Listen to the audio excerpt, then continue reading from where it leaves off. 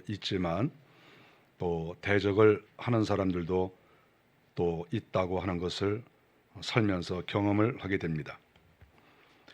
개인적으로 우리가 고통을 주는 사람들이 있고 또 신앙적으로도 우리의 신앙의 그 성장을 방해하는 그런 주변 사람들도 있는 것을 알 수 있습니다. 어떤 때는 가장 가까운 그런 가족들이 나의 신앙에 대해서 여러 가지로 제동을 걸고 또 다리를 붙잡는 그런 경우도 있다고 하는 것입니다. 나라에 대해서도 마찬가지지요. 한 나라가 발전해 나갈 때 그 나라를 괴롭히는 그러한 주변 국가도 많이 있습니다. 이 대한민국이라는 이 나라도 지금까지 하나님의 은혜 가운데 성장하지만 또 주변에 저희에게 도움이 되지 않는 그러한 국가들도 있다는 것을 우리가 알 수 있습니다. 날마다 긴장하지 않으면 언제 우리가 옆구리에 찔림을 당할런지 또 고통을 당할런지 모르는 그러한 상황 속에 있기 때문에 늘 정신을 차릴 수밖에 없는 그런 상황이라고 볼 수 있습니다. 특별히 교회가 성장해 나갈 때 교회는 내적으로 외적으로 여러 공격이 있다는 것을 지난 2000년 교회사 가운데에서 발견을 할 수가 있습니다. 어떤 때는 잘못 가리키는 이단 같은 사람들이 교회 안에 있고 어떤 때는 세상의 정치 권력이 그리고 또 다른 어떤 세력들이 교회를 흔들고 또 공격을 해서 신앙 성장에 상당히 또 해로움이 되는 이런 경우를 많이 볼 수 있습니다. 하나님을 욕하거나 또 성도들을 회방하거나 교회에 이렇게 공격을 가하는 그런 사람들은 어쨌든 영적으로 무지한 자라고 볼 수가 있겠죠. 유다서 1장 11절에 보니까 이 사람들은 무엇이든지 그 알지 못하는 것을 비방하는도다. 또 그들은 이성 없는 짐승같이 본능으로 아는 그것으로 멸망받았도다. 이성 없는 짐승같이, 짐승은 이성이 없다고 보고 있는 것이죠. 그런데 그 짐승은 본성에 따라서 움직이죠. 바로 그러한 사람들이, 영적으로는 무지한 사람들이 하나님을 비방하고 또 성도들을 공격하고 교회를 업신여기는 이러한 자들이 이 세상에는 많이 있다고 하는 것이고 또 그들은 결국은 멸망을 받는다고 성경은 기록을 하고 있는 것입니다. 이 세상에는 아주 지식이 있다고 말하는 사람 가운데서도 영적으로 아주 무지한 그런 사람들이 여기저기에 많이 널려 있다, 이렇게 말할 수 있습니다. 베드로후서 2장 10절에 보아도 영광 있는 자를 비방하거니와 이렇게 말했습니다. 영광 있는 자, 하나님께서 기뻐하시고 믿음 생활을 잘하는 정말 교회에 충직된 그러한 사람, 영광된 사람들이죠. 근데 그러한 영광 있는 자를 비방하는 그러한 아주 어리석은 무리들이 이 세상에는 많이 있다, 이렇게 성경이 가르쳐주고 있습니다. 이 세상에서 우리 주님을 잘 섬기고 또 구원을 받아서 하늘나라 올라가서 하나님 품 안에 안기는 그 사람이야말로 가장 축복된 사람이고 그런 사람이야말로 진실된 지식을 가지고 있는 사람이다, 이렇게 말을 할 수가 있습니다. 오늘 본문에 보니까 사도 바울이 디모데에게 여러 가지를 가르쳐 주고 있습니다. 디모데가 목사이거든요. 그랬을 때 네가 성도로서 또 목사로서 앞으로 이렇게 살아가라, 그리고 가르쳐 주고 있는 것이지요. 18절에 보니까 너는 예언을 따라 선한 싸움을 싸우라, 이렇게 말씀을 하고 있습니다. 맨 처음에 디모데가 하나님을 믿을 때 그리고 목사가 될 때 사명을 하나님께서 주신 것이지요. 여기서 예언을 따라 이렇게 말한 것은 하나님께서 그에게 목사로 임명하시고 또 사명을 주신 것으로 우리는 이렇게 받아들일 수가 있습니다. 그 내용이 무엇입니까? 내가 너를 목사로 세웠다, 내가 앞으로 주의 나라를 위해서 일하라, 그랬을 때 그 내용이 무엇입니까? 그 내용은 바로 오늘 말씀한 것처럼 선한 싸움을 싸워라, 이렇게 가르쳐 주고 있는 것입니다. 여기에 싸움은 자기의 이익이나 욕심 때문에 싸우는 것이 아니라, 즉 혈과 육의 싸움이 아니라 영적 전쟁을 하라고 하는 것이죠. 우리가 이러한 말씀을 볼 때 하나님의 사람들, 주의 나라를 위해서 일하는 사람들, 주님을 잘 믿고 싶어하는 사람들, 이러한 사람들은 결코 영적 전쟁을 피하면 안 되는 것이죠.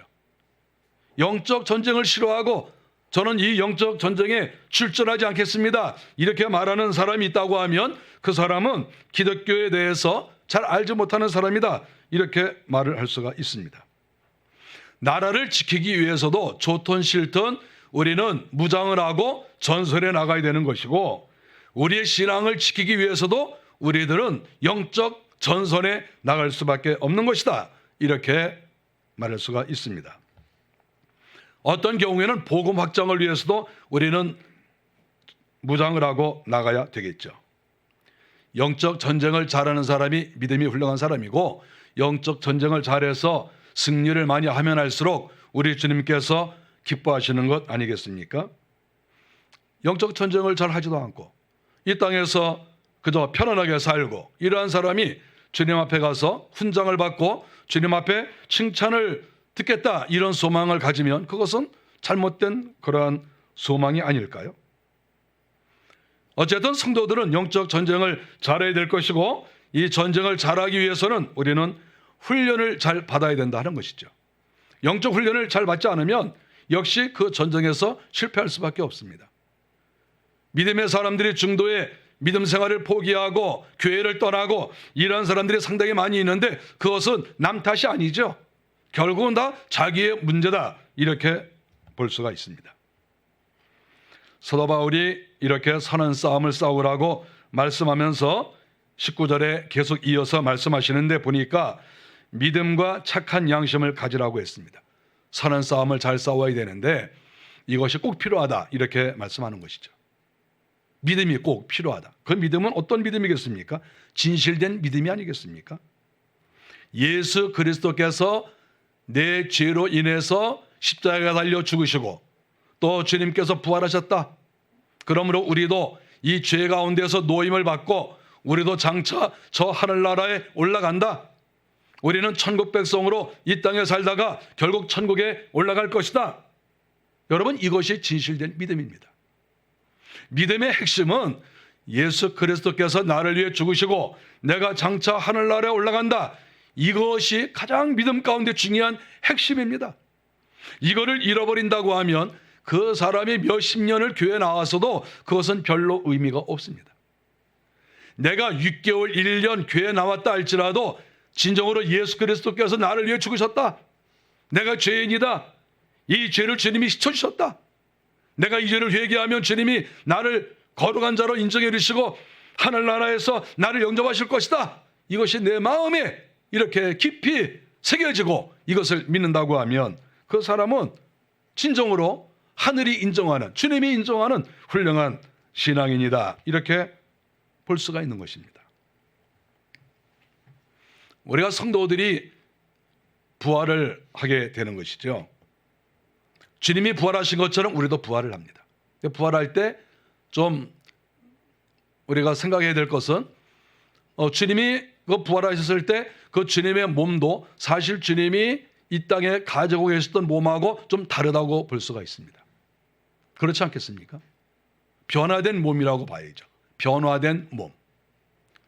속사람이야 변함이 없겠지만 육신은 변화가 된 것이죠. 우리 성도들이 이 땅에 살다가 죽음을 맞이하지 않겠습니까? 그랬을 때 우리의 속사람은 여전히, 영혼은 여전히 그대로 있지만 우리의 이 몸도 사실은 이렇게 변화가 되는 것이죠.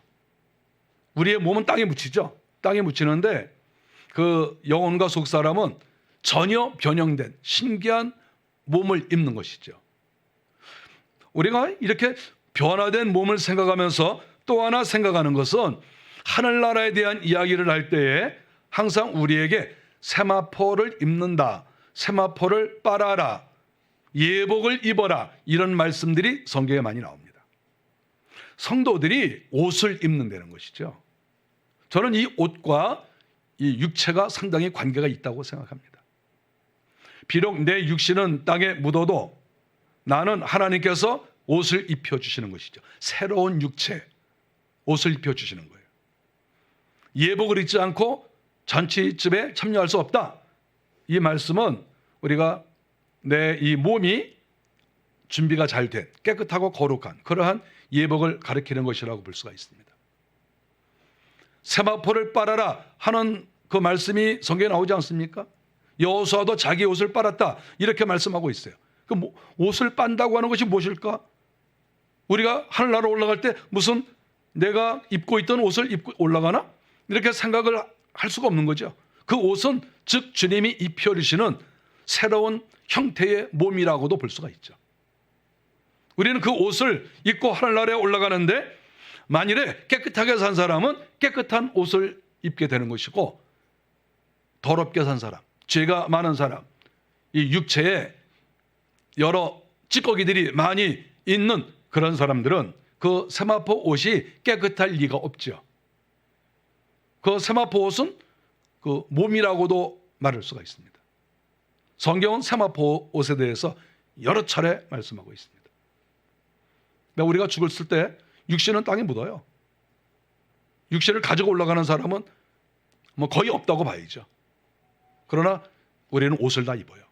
변화된 그러한 몸이요, 변화된 옷이지요. 그것을 깨끗하게 해야 되는 것이죠. 그것을 성경은 계속해서 말씀하고 있습니다. 진실된 믿음이 있으면 날마다 자기 자신을 깨끗이 하는 것이죠. 주님을 믿고 자기의 죄를 깨닫고 날마다 회개하고 깨끗하게 하는 사람, 그런 사람이 믿음 있는 사람이죠. 나 예수 50년 믿었는데 30년 믿었는데 우리는 그걸 가지고 그 사람의 믿음을 측정할 수가 없어요. 그거 가지고 몰라요. 그 사람이 회개를 하느냐, 그 사람이 깨끗한 영혼과 육체를 소유하고 있느냐, 이것이 척도라고 볼 수가 있습니다. 1년을 믿었어도 2년을 믿었어도 자기 자신을 깨끗하게 하고 자기가 죄인인 것을 고백하고 사랑하는 사람, 그런 사람이 진실로 믿음 있는 사람인 거예요. 사도 바울이 베드로에게 또 말씀하기를 착한 양심을 가져라 이렇게 말했습니다. 성도들은 착한 양심을 가져야죠. 무엇보다도 죄를 하는 사람들은 착한 양심을 가져야 돼요. 양심이라고 하는 이 양심 자체가 이 양자라고 하는 이 의미, 이것은 착하다, 선하다 이런 의미가 있는 것이죠. 그 양심 자체가 그런 거예요. 선한 양심.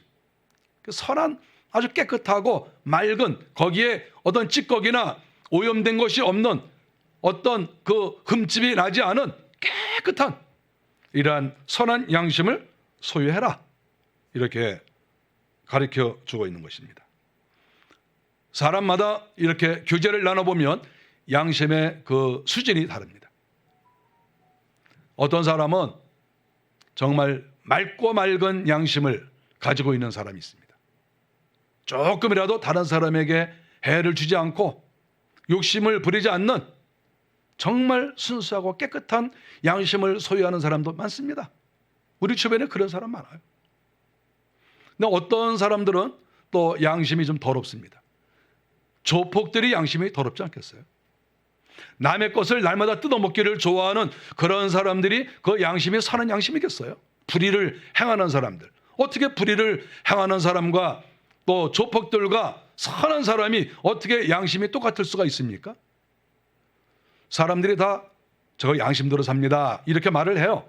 그런데 정말 깨끗한 사람이 제가 양심대로 삽니다 이렇게 말하는 거하고, 도둑놈이 저 양심대로 삽니다 이렇게 말하는 거하고, 조폭이 제가 양심대로 삽니다 이렇게 말하는 게 달라요. 양심대로 산다 그랬을 때 우리는 그것을 우리가 잘 살펴봐야죠. 저 사람이 어떤 사람이냐 하는 것이죠. 사람에 따라 그 사람이 생각하는 양심이 다르거든요. 그랬을 때 사도 바울은 디모데에게, 이 디모데는 원래가 훌륭한 사람 아닙니까? 원래가 대사도예요. 원래가 훌륭하기 때문에 바울이 그를 자기 아들로 삼았어요. 그리고 교회가 다 존경해요. 그렇게 인정받고 존경받는, 이미 다 누가 보든지 간에 이 사람은 우리가 이렇게 인정하는 사람이에요. 그런데 그러한 디모데에게도 또다시 권고하는 것이 착한 양심을 가져라. 이거는 끝까지 유지해야 된다는 것이죠. 죽는 순간까지 하나님 일을 하는 사람은 날마다 자기 자신을 깨끗이 하라. 생각을 깨끗이 하고 마음을 깨끗이 하고 손발을 깨끗이 하고 흠도 티도 없이 이렇게 살아라. 이렇게 가르쳐 주고 있는 것이지요. 우리가 인생을 살아보면 알지만 양심대로 산다고 해서 손해보지 않습니다. 양심대로 살면 이 양심에 털난 사람들이 좀 속여먹고 또 이용해먹고 그래서 자기들이 내가 이익 봤어. 쟤는 왜 저렇게 멍청한지 몰라. 이렇게 생각할지 모르거든요. 그러나 시간 지나보세요. 털난 사람들이 망해요. 인생 삶은 알아요. 하나님 앞에서 진실되게 살려고 몸부림치고 애쓰고 다른 사람에게 피해 주지 않으려고 하고 이렇게 사는 사람들 있죠. 그런 사람들이 시간 다 지나보면 그 사람들에게 하나님께서 복을 주세요. 그리고 이런 아주 사악한 마음을 가지고 있는 그런 사람들이 굉장히 머리가 좋은 것 같고 굉장히 꾀가 있고 살살살살거리고 아주 처세술이 능하고 그럴 것 같지만 나중에 보면 다 빈털털이 되는 거예요. 빈털털이. 왜냐하면 세상을 하나님이 주장하시기 때문에 그래요. 마귀가 온 세상을 주장하면 마귀와 마음을 같이 하는 사람이 성공하겠죠. 그런데 세상은 마귀가 자기들이 득세하고 어떤 때는 공격하고 이렇게 난리를 치는 것 같지만 실상은 정의가 이기는 것이고 실상은 하나님께서 이 세상을 통치하시기 때문에 하나님의 말씀을 듣고 하나님과 마음을 같이 하는 사람들이 승리하게 되어 있다. 이렇게 말할 수 있습니다. 이 땅에서도 하나님께서 분명히 승리의 깃발을 날리게 하시지만 서로 그것이 안 된다 하더라도 하늘나라 올라가면 확증적으로 하나님께서 그렇게 해주십니다. 우리는 그걸 믿어야 돼요. 그래서 사도 바울은 선한 양심을 가져라 이렇게 말했습니다. 벵겔이라고 하는 제가 좋아하는 신학자가 있는데 그 신학자는 이 믿음과 착한 양심을 연결을 시켜서 한마디 하셨습니다. 제가 읽어드리겠습니다. 믿음은 고귀한 향유와 같고 착한 양심은 그것을 담는 유리 그릇과 같다. 다시 한번 읽어드리겠습니다. 믿음은 고귀한 향유와 같고 착한 양심은 그것을 담는 유리 그릇과 같다. 벵겔 굉장히 영적인 분이거든요. 경건주의 학자죠. 아주 경건하고 기도 많이 하고 하늘나라를 사모하고 이런 학자거든요. 단순하게 지식적인 신학자가 아니에요. 근데 이분이 이렇게 이 믿음이라고 하는 것은 고귀한 향유와 같다. 아주 구하기 힘든 값비싼 아주 냄새가 좋은 품질이 좋은 그러한 향유와 같다. 우리가 좋은 믿음을 소유하면 이런 향유와 같은 것이지요. 그리고 착한 양심을 가지면 그 고귀한 것을 내 그릇에 딱 담고 있는 거죠. 깨끗한 그릇에. 그럴 때 자기가 자기 그릇을 보아도 기쁘지만 다른 사람들이 보았을 때에도 깨끗한 그릇에 아주 고귀한 값비싼 향유가 담겨 있으니 얼마나 아름답고 다른 사람에게 그 아름다운 향내를 뿜어주겠습니까? 믿음과 선한 양심을 가지고 있는 이 사람이 옆에 있으면 사람 살맛이 나는 거예요. 여러분 그런 거 느끼지 못합니까? 뭔가 어떤 사람은 뭔가 썩은 냄새가 나. 뭔가 아직도 더러운 것이 정리가 안 된 그런 느낌을 주는 사람들이 많아요. 저 사람은 왜 가까이 했을 때 내가 저 사람한테 주는 것도 없고 저 사람이 날 해롭게 한 것도 없는데 왜 이렇게 뭔가 마음에 꺼림직하고 뭔가 이렇게 좀 냄새가 나는 것 같고 좋지 않은 뭔가 오염물질이 그에게 있는 것 같은 이런 느낌이 있는 사람이 있어요. 근데 어떤 사람은 가까이 있으면 뭔가 향내가 이렇게 풍겨 나오는 것 같아요. 있는 것 자체로 좋아요. 옆에 있는 것 자체.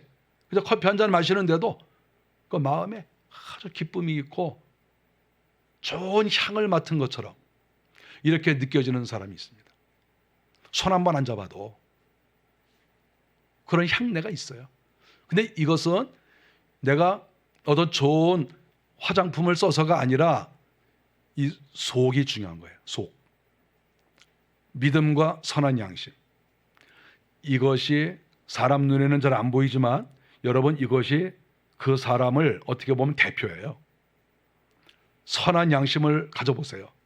좋은 그런 믿음을 한번 가져보십시오. 남들이 알아요. 그거 아는 거예요. 전 부끄러운 말이지만 제가 과거에 한 20여 년 전에 이렇게 하나님 앞에 기도를 많이 이렇게 했는데 늘 이렇게 기도에 힘쓰고 내 자신이 얼마나 부족한지 늘 깨닫고 하여간 몇 달 동안 계속 회개만 하고 또 그랬던 때가 있었습니다. 근데 오래간만에 옛날 사람을 만났어요. 근데 그분이 저를 딱 보더니 이분이 아주 예의도 없이 교양 없이 아주 무식하게 저한테 뭐랬냐 하면 목사님이 옛날에는 뭔가 좀 붕 떠 있는 것 같더니 요새는 차분해지셨네요. 근데 그분이 이렇게 말씀하셨을 때 그분은 그냥 집사님이에요. 근데 딱 그렇게 말했는데 제가 속으로 맞습니다. 이런 그런 말이 저절로 나와요. 속에서 저절로 나오는데 제가 그분께 그렇게 보입니까? 그랬더니 예, 그렇게 보입니다. 옛날에 뭔가 좀 목사님이 좀 떠다녔어요. 그 얘기를 들으니까 다 알고 있구나. 우리가 사람들이 서로 말을 안 해서 그런 거지 다 알고 있구나. 우리 목사님이 뭐하고 다니는지, 우리 목사님이 영적 상태가 어떤지, 회개를 하는지 안 하는지, 떠다니는지 이걸 다 알고 있구나. 제가 그 생각이 가끔 납니다. 그게 무엇을 가리키냐 하면 내 자신을 갈고 닦지 않으면, 깨끗하게 하지 않으면 악취가 풍긴다는 거예요. 악취 풍기는 사람들은 가능하면 사람들 만나지 마세요. 다른 사람 괴롭게 하지 말고. 다른 사람이 향내가 납니다. 그러면 가까이 가세요. 왜 다른 사람한테 이런 불결한 냄새를 풍기고 악취를 풍기고 그렇습니까? 깨끗하지 않으면 이 냄새가 나는 거예요. 목욕 안 하고 옷을 갈아입지 않으면 냄새가 나요. 왜 냄새가 나는 채로 왜 다른 사람 옆에 가서 다른 사람에게 불쾌감을 줍니까?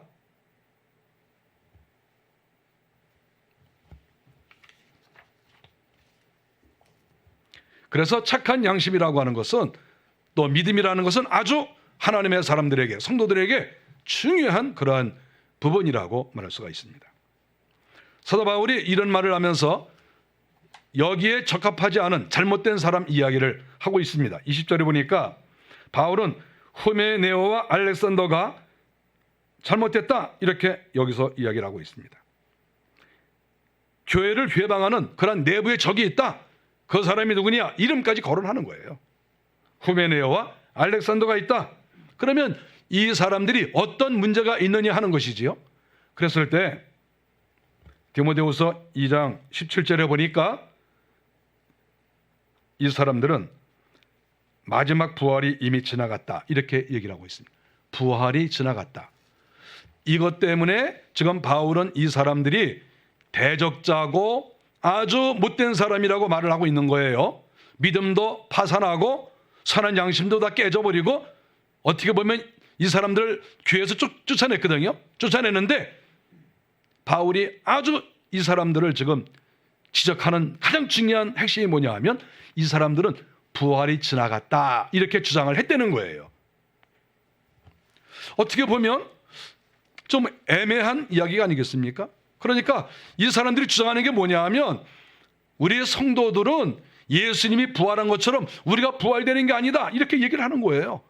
근데 어떻게 보면 그럴 수도 있겠지 이런 생각이 들죠. 왜냐하면 우리는 우리의 육체가 땅에 묻히니까, 그 영혼만 하늘나라에 올라가니까 그럴 수도 있겠다. 근데 이게 뭐가 문제가 되는 것이지? 이렇게 생각을 하겠죠, 성도들이. 그런데 이 후메네오와 알렉산더 이 사람들이 지금 이야기하는 건 뭐냐 하면, 그러기 때문에 우리의 육체가 땅에 묻히고 우리의 영혼만 하늘나라에 올라가니까 우리 육체는 죄도 지을 수 있고 욕심도 부릴 수 있고 내 마음대로 여러 행위를 할 수 있는데 그거 지나치게 말하지 말라. 죄는 육체가 짓는 것이다. 아주 어떻게 언뜻 들으면 맞는 말 같은데 가만히 들어보면 아주 악독한 말이죠. 여러분, 죄를 지으면 육체만 짓는 게 아니에요.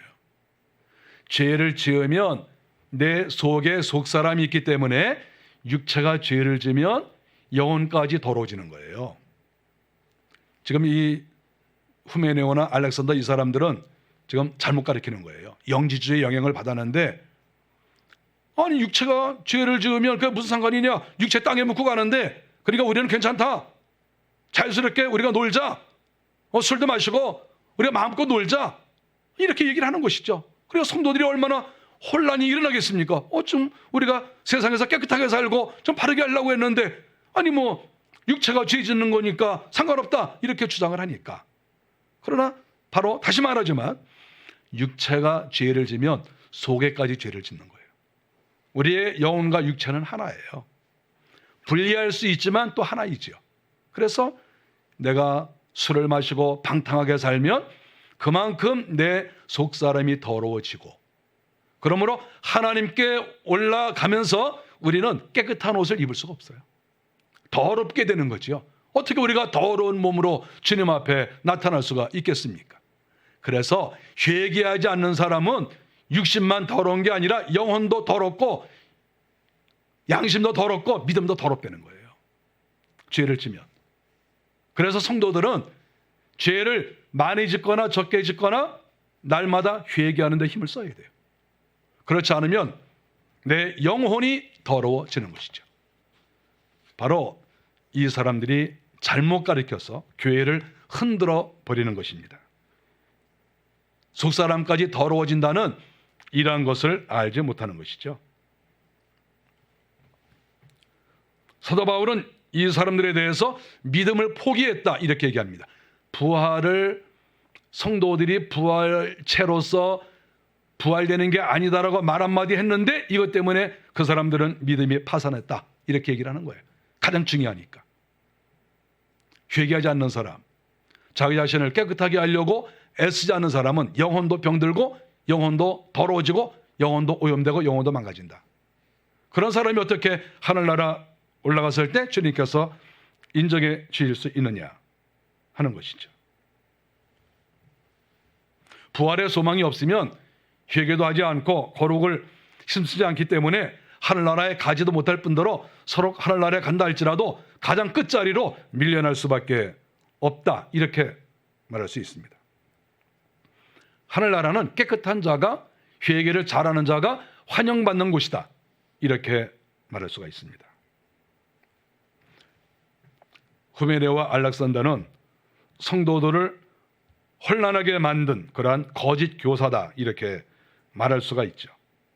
디모데후서 4장 14절에 보니까 바울에게 많은 해를 끼쳤다 이렇게 말합니다. 알렉산더가 그랬어요. 구리장석 알렉산더가 나에게 해를 많이 끼쳤다. 복음을 반대한 것이죠. 아주 교회에서 잘 가르치고 인기도 좋은데 가만히 들어보면 성도들이 회개하는 것을 방해하고 거룩하게 사는 것을 방해하는 그러한 사람이다 이렇게 말하고 있는 것이죠.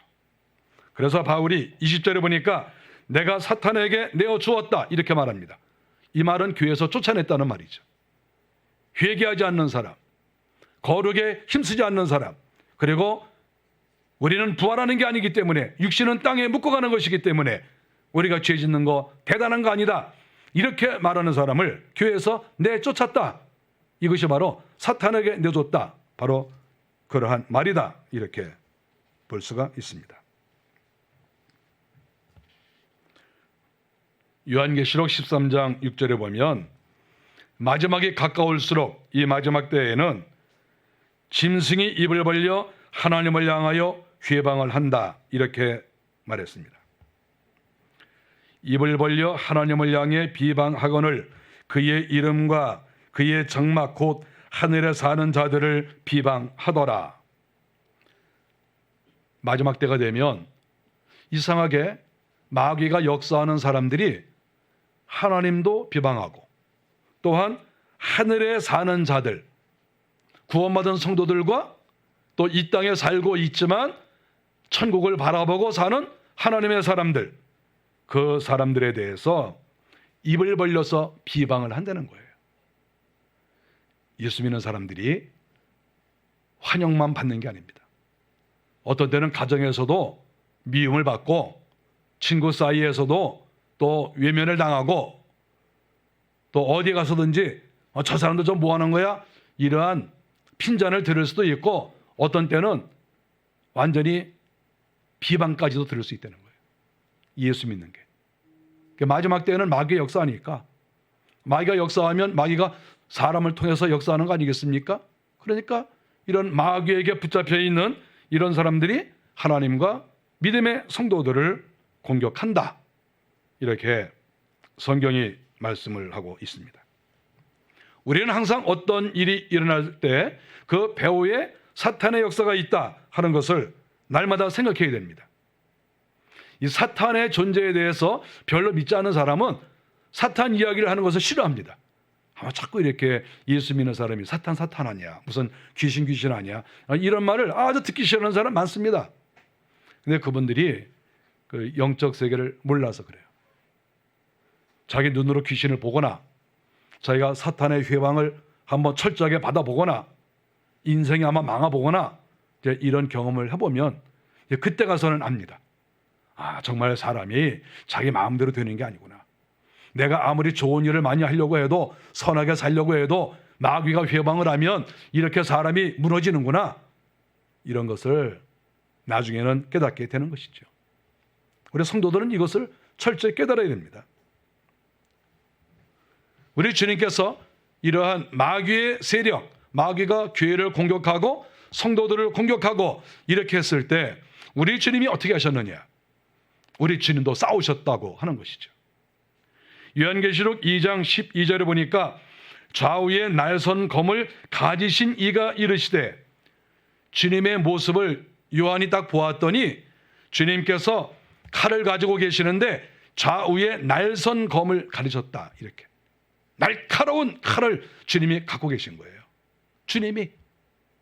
우리는 예수 그리스도 하면 사랑이 많으신 분, 평화의 주님, 늘 우리는 이렇게 생각합니다. 그러나 주님은 그런 면만 있는 게 아니에요. 주님은 마귀와 싸우시는 분이에요. 그래서 한편으로는 사랑의 주님이시고 한편으로는 모든 사람을 긍휼히 여기시는 분이시지만 성도들을 공격하고 마귀를 공격하고 신앙의 문제를 일으키면 주님은 여지없이 칼을 빼들고 그 사람의 목을 찌르고 배를 찌른다는 것을 우리는 알아야 되는 거예요. 바로 이러한 분이 우리 주님이에요. 우리는 그런 주님을 우리는 믿고 있는 거예요. 우리 주님께서는 항상 사단의 권자가 있는 곳, 어디에서 사단이 역사를 많이 하느냐, 이것을 노려보시면서 언젠가 주님께서 그 매서운 칼을 휘두르신다고 하는 것을 성경은 가르쳐주고 있습니다. 우리 주님께서도 마귀와 이렇게 싸우시는데 어떻게 오늘날 예수 그리스도를 믿는 우리 성도들이 마귀와 싸우지 않겠습니까? 죄의 뒤에는 마귀가 있습니다. 거룩함을 방해하는 것 뒤에는 마귀가 있습니다. 그래서 우리는 죄를 회개하는 것이 사실은 1차적으로 마귀와 싸우는 거예요. 회개하는 것. 그러니까 하나님, 제가 마귀에게 이용을 당했습니다. 마귀가 저를 공격했는데 제가 거기에 속아 넘어갔습니다. 이제는 마귀와 끊겠습니다. 이렇게 하는 것이 회개가 아니겠습니까? 이렇게 하는 것이 1차적으로 마귀와 싸우는 것이죠. 이것은 내가 먼저 싸워야 되는 거예요. 그리고 우리의 가정이나 우리 교회나 이 나라나 모든 것에서 마귀가 역사하는 어떠한 풍습이 있다, 어떤 사상이 있다, 그러면 그것과 싸우는 것은 한 걸음 더 나아가서 마귀와 싸우는 것이다, 이렇게 볼 수가 있겠죠. 우리가 또 한 걸음 더 나간다고 하면 마귀가 지배하는 그러한 문화, 그러한 나라에 가서 복음을 증거할 때 이것은 정말 마귀와 치열한 공방을 벌이는 것이다, 전투를 하는 것이다, 이렇게 말할 수가 있죠. 그래서 이런 기독교 문화가 아닌 그런 곳에 가서 복음을 증거하시는 분들은 강력한 무장이 필요합니다. 로마 군사들처럼, 장군들처럼 우리가 무장을 하고 훈련도 많이 하고 그렇게 해서 마귀와 싸우는 것이죠. 6월달은 나라와 민족을 위해서 기도하는 달입니다. 6월달은 현충일도 있고 또 6.25가 일어난 그러한 또 달이기도 합니다. 6.25로 인해서 사망한 사람들이 100만 명이 넘는다고 그럽니다. 여러분, 한 명, 두 명만 우리가 억울하게 죽어도 정말 가슴 아픈 거예요. 10,000명, 10만 명이요? 그거 상상 초월하는 거 아니에요? 근데 거기에 100만 명이 죽었다. 이건 비극 중에 비극이에요. 있을 수가 없는 일이죠. 근데 그런 일이 멀리서도 아니고 대한민국에서 일어났어요. 대한민국의 6.25 이 전쟁이라는 것은 이 근세사에 있어서 세계 모든 군사학자들이 연구하는 내용이에요. 그만큼 이 6.25는 너무나 비참했던 그러한 전쟁이라고 하는 것이죠. 저는 그 배후에 사단의 역사가 있다고 생각합니다. 나라가 잘 이렇게 유지해 나가는 거, 그거 하나님의 은혜입니다. 여러분, 이 나라가 전쟁이 일어나 보세요. 우리가 예배도 드리지 못하고 여기저기 뿔뿔이 흩어진다고 생각을 한번 해보십시오. 얼마나 끔찍합니까? 나라가 이렇게 서나가는 것, 우리의 가정이 이 정도로 다 서나가는 것, 다 하나님의 은혜고, 마귀가 아무리 역사한다 할지라도 하나님께서 막아주셔서 이 정도 이렇게 온 것으로 저는 생각하고, 우리 모든 하나님을 믿는 사람들이 다 이런 마음을 가져야 된다고 생각합니다. 자기 자신의 믿음을 지키기 위해서 날마다 마귀와 싸우십시오. 회개하고 나를 깨끗하게 하기 위해서 애를 쓰십시오. 또 그러다가 또 실수하고 또 그러다가 넘어질 거지만 그러나 또 일어나서 회개하시고 또 기도하십시오. 이것이 마귀와 싸우는 것이죠.